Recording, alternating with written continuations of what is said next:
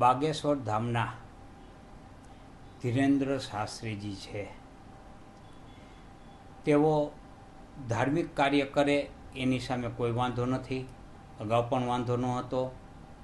માત્ર ને માત્ર જે અંધશ્રદ્ધા ફેલાવે છે એ અંધશ્રદ્ધા સામે વાંધો છે અને એનો વિરોધ થવો જોઈએ અને વિરોધ થઈ રહ્યો છે. કારણ કે લોકોને અંધશ્રદ્ધામાં રાખીને તેનો ગેરલાભ લેવો એ પણ ગેરકાયદેસર છે.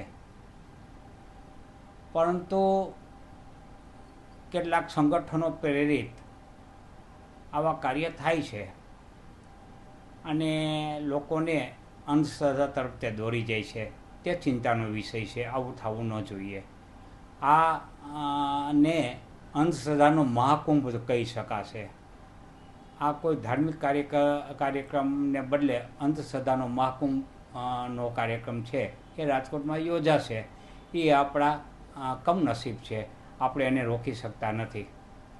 ખાસ તો ભારતની વાત કરવામાં આવે તો અનેક લોકો છે તે અંધશ્રદ્ધામાં માનતા હોય છે. તો આનાથી બચવા માટે શું કરવું જોઈએ લોકોને? આનાથી બચવા માટે કાયદો કરવામાં આવેલ છે, પણ કાયદાની અમલવારી કરવાવાળા કોણ? પ્રશાસકો છે. પ્રશાસકો છે એ રાજકીય દબાણ હેઠળ કાયદાની અમલવારી કરતા નથી. કારણ કે અહીંયા મતનો પ્રશ્ન આવે છે. આવા લોકો સામે સખ્તાઈથી પગલાં લેવા જોઈએ.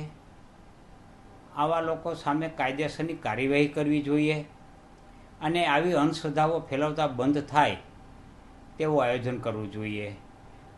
દિન પ્રતિદિન પ્રજાને અંધશ્રદ્ધામાં ધકેલાતી જાય છે. જે અંધશ્રદ્ધામાંથી બહાર લાવવાનું સરકારનું કાર્ય છે એ કાર્ય કરવામાં સરકાર નિષ્ફળતા દાખવે છે અને ઈરાદાપૂર્વકની ગુનાહિત નિષ્ફળતા દાખવે છે. ખાસ તો ચમત્કાર એવું કંઈ હોય છે ખરું? કાંઈ ચમત્કાર તાંત્રિક કાંઈ નથી હોતું. તમે કોઈ પણ ભૂવો હોય, કોઈ પણ ચમત્કારિક બાબા હોય, કોઈ પણ અઘોરી હોય, એને મારી પાસે લેવો, મારી ઉપર મેલી વિદ્યા અજમાવે, હું આવવા તૈયાર છું. આ બધું ડીંડક છે. ક્યાંય કોઈને નુકસાન કરી શકતું નથી. પોતાના કર્મો જ પોતાને નુકસાન કરી શકે. બાહ્ય આવા તાંત્રિક બાબાઓ કે જે કાંઈ અઘોરીઓ કે જે કાંઈ હોય તે કોઈને કાંઈ નુકસાન કરી શકતા નથી. એટલે એ બધી માત્ર ને માત્ર ભય ફેલાવાનું અને ભય ફેલાવીને જે અસરગ્રસ્તો છે એનો લાભ લેવાનો હોય છે. આપ જાણો છો કે આવા અસરગ્રસ્તોના લાભ અનેક પ્રકારે લેવાય છે. શારીરિક શોષણ કરીને લેવાય છે, આર્થિક શોષણ કરીને લેવાય છે. એટલું જ નહીં, કમળ પૂજા થાય છે એ પણ આની આડઅસરો છે. એટલે આવી આડઅસરો દિન પ્રતિદિન વધતી જાય છે. ચિંતાનો વિષય છે. ક્યાંક એવું નથી લાગતું સરકાર જ આમાં પ્રોત્સાહન કરતું હોય એવું? મેં આપણે કહ્યું કે સરકાર છે એ મૌન રહીને એને પ્રોત્સાહન કરે છે. ભલે એને ડાયરેક્ટલી પ્રોત્સાહન ન કરે પણ સરકારે મૌન રહેવું જોઈએ. આવા બધા જે બાબાઓ તાઇફાઓ કરતા હોય છે, તાઇફાઓ કરતાં પણ અંધશ્રદ્ધા ફેલાવાના જે કુંભ મેળાઓ લગાવતા હોય છે એને રોકવા જોઈએ.